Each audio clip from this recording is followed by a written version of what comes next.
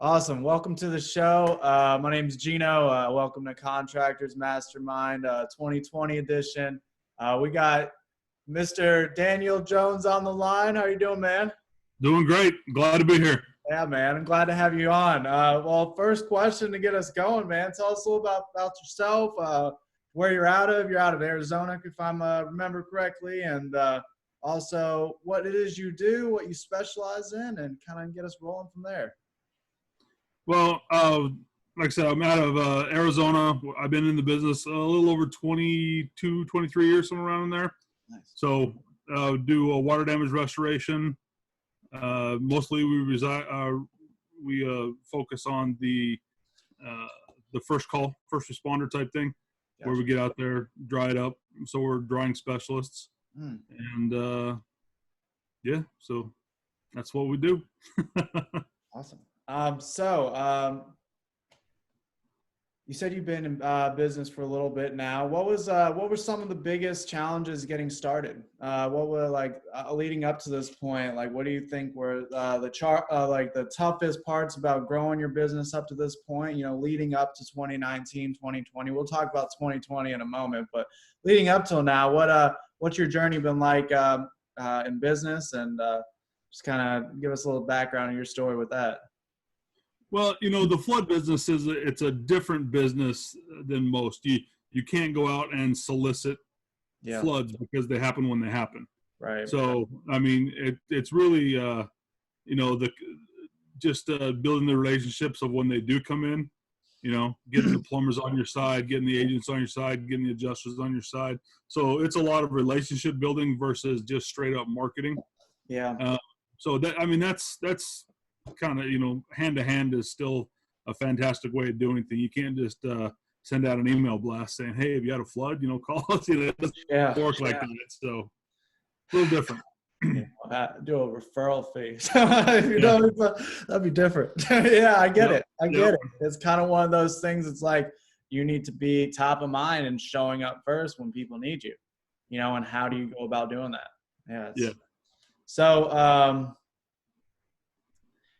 leading up to, you know, if you had to change anything back from day one, would you have changed how you kind of approach things? Or, you know, is there anything that you would have changed? Or is it just kind of all led you up to this point? You know, it's kind of a little open-ended. Just curious as to, like, if you could do anything a little different leading up to this point, would you have, gone about it in a different way? I think one of the bigger things is a lot of times you take too much on yourself. I think I would have diversified and built a better structure around me. Yeah. You know, 20-some years in, answering calls, you know, at all hours, you know, it wears on you. It starts to beat you up a little bit. So I probably, knowing at this end of of how I feel about things, I probably would have tried to diversify and build a team earlier instead of trying to be, you know, more in the middle of things. Yeah. That's kind of, you know, my body's getting tired is what I'm saying. Yeah, I hear you. It's kind of like that concept. I've heard it, the analogy. I don't know. I heard this analogy and I've heard different analogies, but this just made sense. Like if I played sports when I was a kid, you know, like football, soccer, basketball, the whole thing, you know what I mean? But it's like, you know, there's a difference between even business, like there's a difference between businesses where you're like the team captain on the field and businesses where you're the coach on the sideline. And it's like, right. Some people want to continue to stay the team captain, but some want to look to how do I be the coach? You know what I mean? It's like, I don't know. I think it's a beautiful example of I don't know, just kind of painting the differences of what that could look like. So. It is a good example, but the one you're forgetting there is, how do I organize the league? Yeah. Oh. You know, how do I? I love it. I love it. How do I change from being the worker to being the business manager to, you know, being an influencer? How do I change that dynamic? And that's kind of the things I'm always trying to figure out. Yeah. Is how do you go to that next step? Well, let's talk about that. Let's talk about 2020. Let's talk about things with COVID. Let's talk about we'll get to that some more too. But I'm actually curious to keep rolling with that topic. Like, what do you see as like some like possibilities in regards to like kind of running the league? You know? Well, I think you're going to see a huge explosion of people who have set themselves up well, people who've run good businesses, because running into this roadblock, a lot of people are getting out. Yeah. A lot of people are going to be done because they're going to find out that they've been the captain on the field the whole time, but when the field got closed, they didn't know what to do. Right. So there's going to be I think there's going to be a huge sell-off from guys who haven't really structured things properly yet. Mm. And so I think going forward, those that are coaches and those that are trying to build, their leagues or whatever, I mean, it will open up again. Ours is an industry that it can't really close. Yeah. So, I mean, you have to take care of damage. You're going to be essential. So I think you're going to see a large explosion of gathering, and these companies that have kind of set themselves up to weather the storm will kind of, jump out to the forefront. Well, what are ways that you're seeing in your market for your business, even possibilities of like better ways of weathering this storm, or like kind of bobbing and weaving with these punches we're being thrown? Like, what are some of those avenues of, more just being strategic? I mean, versus like you can like, I mean, where we can talk one about like how you're positioning and structuring your business, but are there other ways of also going about business smarter in this industry? Going about business smarter. Well, I mean, there are, and that's kind of one of the things that a company, we're trying to digitize most of what the water damage industry is. We're building some apps that help us do that, and one of those apps that we're putting out is called Inventory Shield. Yeah. And that's it's a pretty fascinating way. So at inventoryshield.com, you can run a water damage restoration company from your phone. And what we do is we send you logos for all of your equipment, has a QR code on it. And so when you set up a job, you just scan every piece of equipment that's on the job, and you have a record on your iPhone. So you pull up the app, and you know where all of your pieces of equipment are. You know what's running, what's not running. Just trying to make it simpler, because I don't know how long you've been doing this, but I mean, we've been we've had, where it's been binders and war boards, and there's been thousands of ways of trying to track the hundreds of pieces of equipment that are running. Right. And we just got exhausted with that. So that's one of the ways that I think we're going to really set ourselves apart, is we're making it easier, so much of a toll on your body. Yeah. So that's one of the reasons I wanted to reach out, because it's pretty awesome. It's pretty cool how it's starting to evolve. Right. Well, it's smart. It makes it's just kind of streamlining those workflows that have been so all over the place, and kind of traditional wise, like how do you organize like a million papers, a million whiteboards, a million notebooks or binders, like tons of employees, all those different things, and scale with that. Yeah. I think this is one of those things where it was something that we felt there was a shortage in the industry, that was just it ate up so much of your time trying to track all this. And then, I mean, how many pieces of equipment did you lose? Did you leave it over at somebody's house for, a month on accident because you forgot where everything? And now it's all on your phone. It tells you exactly where everything is. It makes it quicker, because now when we get a flood call, we on our phone, house, that truck, and I mean, it's gonna change the industry. It's Yeah, pretty exciting. it's awesome. I mean, like even too, like some of the thoughts. I'm totally got off script here. I love it. I love it. I love it. Because some of the things like I'm like thinking of too is like front end and back end nurturing of like past clients. You know what I mean? Like how to go about that. You know, of like even like formulating like uh, the organizing of like all calls coming in, how they're dispersed with all the equipment, you know, everything along the lines of it's like a CRM, but specifically for water. Right. And one of the biggest things is it makes it makes you look different. I mean, when you can walk in and you can speak to an adjuster and you've got it in front of you and he can look at your phone, he knows what's going on, and you have when you place a piece of equipment, it puts a geotag timestamp of when it went in, Yeah. and then when it picked up. I mean, it's going to be some really cool stuff. And then we've got the second one that we're just finishing is called Referral Reactor. That's how refer people. So they'll all be given a code that goes on their phone, and like so, a plumber goes into a home, and there's a water damage there. He pops right on the app. It sends us the information. We make the contact. If we get the job, we can send them their referral fee straight to their bank through the app. I mean, it's going to change the way everything's done. And so that's what we've really been pushing on is how do we make this a better industry? How do we streamline it?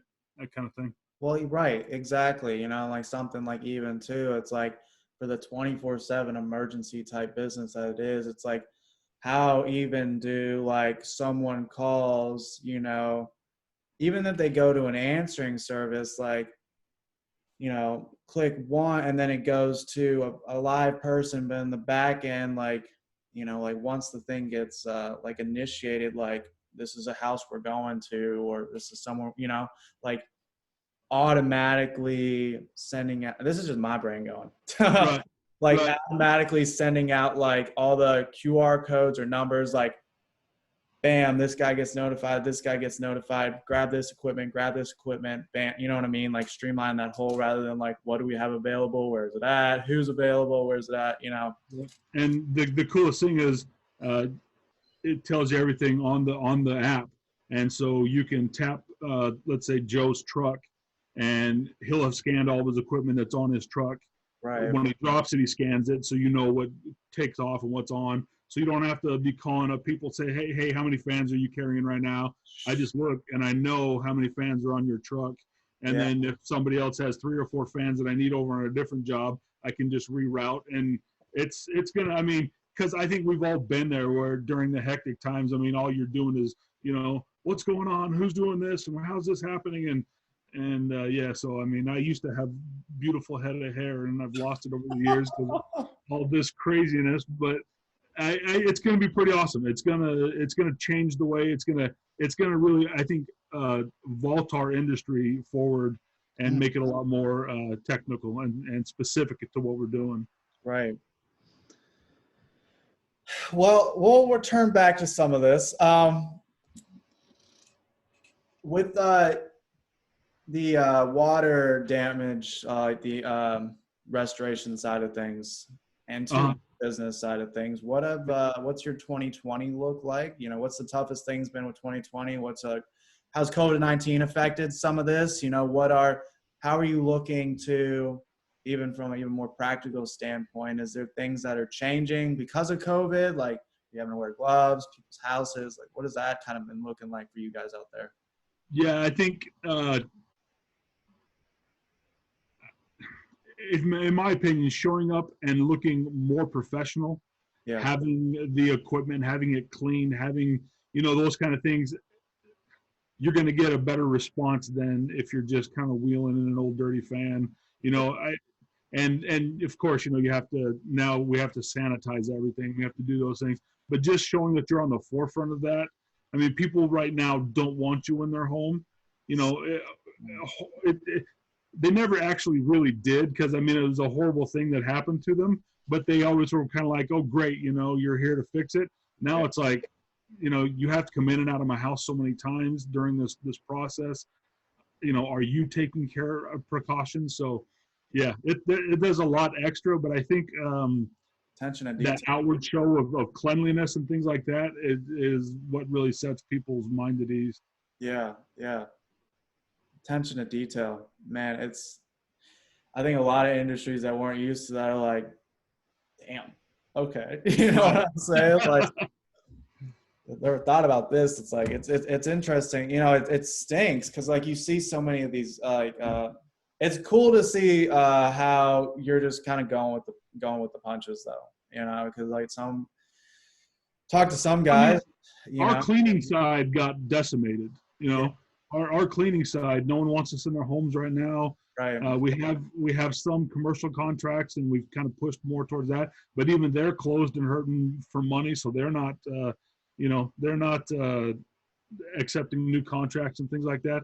But the nice thing about the water damage industry is you can't sit in water and say it's gonna, well, it'll fix itself, you know. So that, I mean, being in an industry that is a bit recession proof is nice.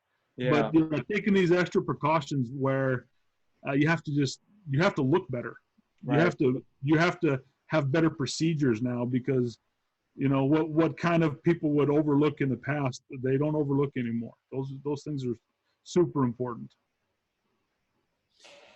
Do you think things are going to change moving forward in like the future of what like this industry looks like? I mean, we've already talked about some of this stuff like the streamlining, but even like some of like the attention to details having to be in place now. Like, do you think that's gonna continue forward as like a trend? It could be cool. It could be a good thing, honestly. I think it will. I think that everyone's going to be a little more hypersensitive now to how things look. And Yeah, I mean, we've already always known cross contamination. We've always known about a lot of these things, but I think our industry's been kind of lax because we study it, but we just, it's not that big of a deal. You know, I think a lot more we're going to have to, you know, disinfect and make sure that we don't go from one house to another, that we don't take things with us. And I right. think that's why I say when systems come into place, there's going to be a lot of companies that just don't have those systems in place, and Yeah. they're going to really struggle versus the people that know how to, you know, change with that system and present that side. Well, to present the system, like the workflows of the systemizing of like the smallest minuteness of details to not, you know, it's like this I is a think it's part going to change in that way, and it will be good. It yeah. will be good. It all depends on how you look at it. So Right. Yeah. So what are you seeing? Are you seeing like okay, so let me ask you this. What has been your number one way for mainly your restoration company side of things, like source of business right now? Is it all basically referrals, or has the internet played into ball with that? Social media, what's that been looking like?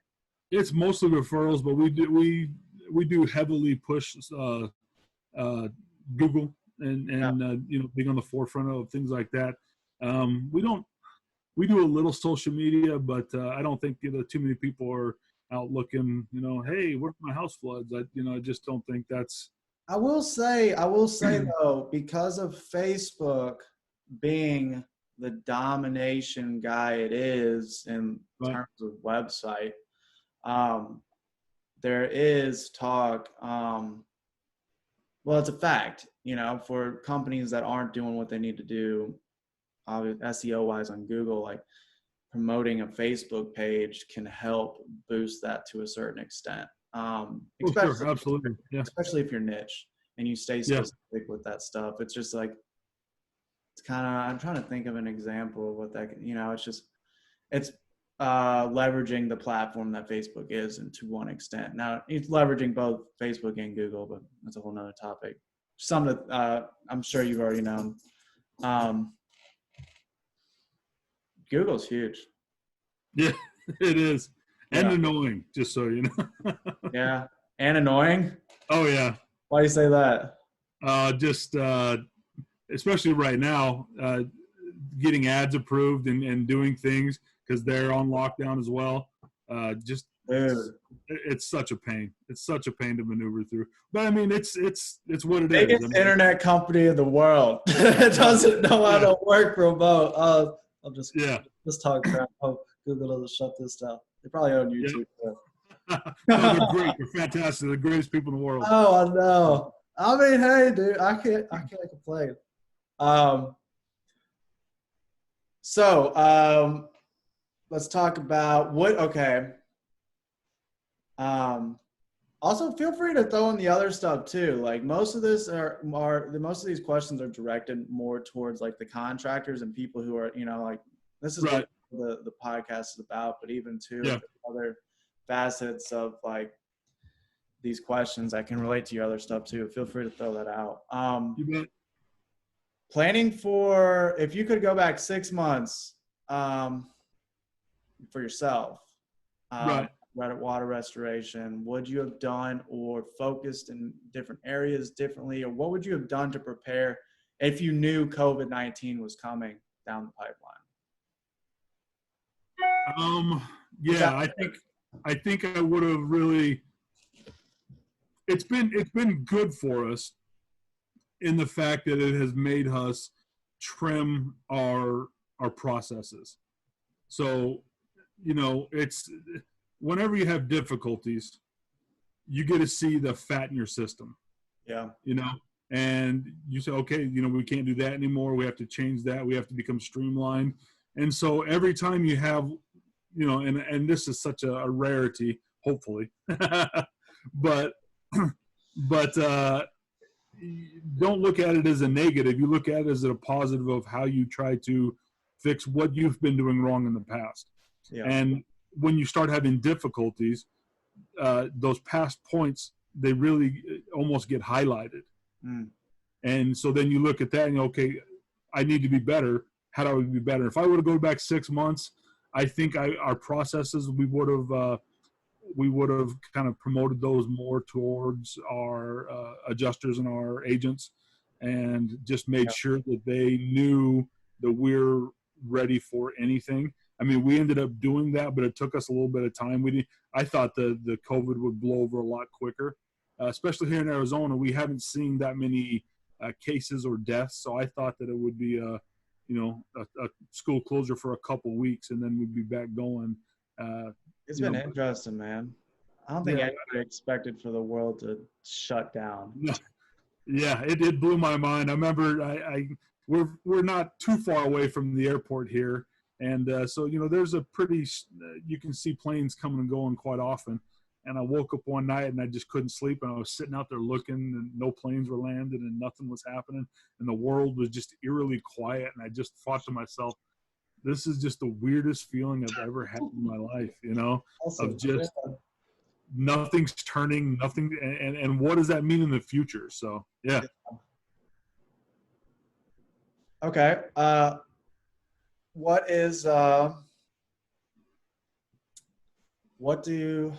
Okay, let's talk about goals. Your business, but you also have 2 different businesses that you're looking at kind of growing, obviously, or doing different things with. What are some like 6 month, year, 1 to 5? What's kind of like we talked about running the league and different things like that, but also like, what are some of those benchmarks look like for you for both businesses? Well, I'll tell you, for the water damage side of things, I really feel there's going to be a lot of guys that were on the fringe. They did a little bit of damage work. They had their toe in the water, but I think they're going to end up kind of falling to the wayside. Mm. And so we're really making a big push to be ready to blast and go get and fill that hole. So we're hoping, we want to double in size this next year. Right. And take all that extra that people are losing. What's that? I hate to say it. I mean, take over the market share that's being now Exactly. open to And take. I think that's kind of the run the league mentality. Instead of, oh, let's hunker down and, just try to survive. It's, that's what a lot of people do. And unfortunately, if you hunker, the world's passing you by. Yeah. So, even if you are quarantined, what are you preparing every day to be the better company when you are out of the gate?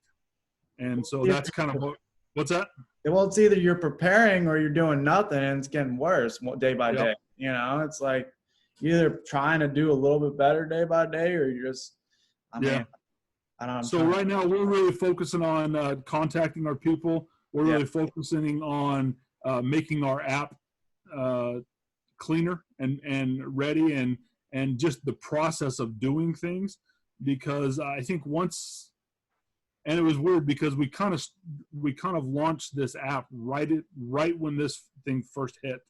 Yeah. And because we've been in beta for about 2 years with it, trying to make sure that it worked the way we wanted to in our company. Yeah. And then we're like, hey, I think we're ready to go. About 2 weeks before everything happened, we're like, let's put it out there. Let's launch this thing. And then all this happened, which it's fine. Like, so we've worked the entire way through it. The other side, our cleaning side, has had some real issues, but the water damage side, thank goodness, has kept us riding through everything. Right. Yeah, it's solid. Okay.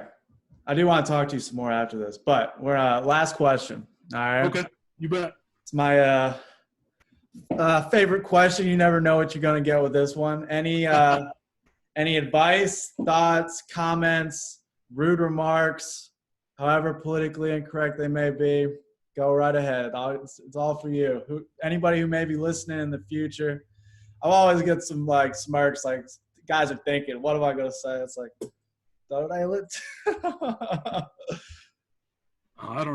Rude remarks. I don't know. That's I have plenty of them, but I typically don't let them out too easy. Yeah, I hear you.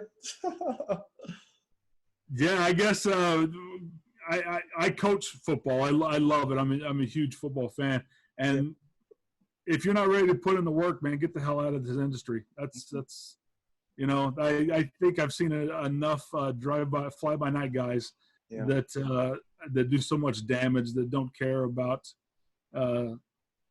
what this industry can be. Right. And our goal is to put you out of business if you're not going to be good enough. And so it sounds kind of rude, but do it right or don't do it at all. That's my opinion.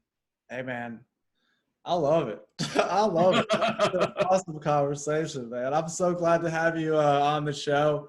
I'm going to kind of wrap this up here. Thank you, man. Thank you. Excellent. Thank you. Appreciate it.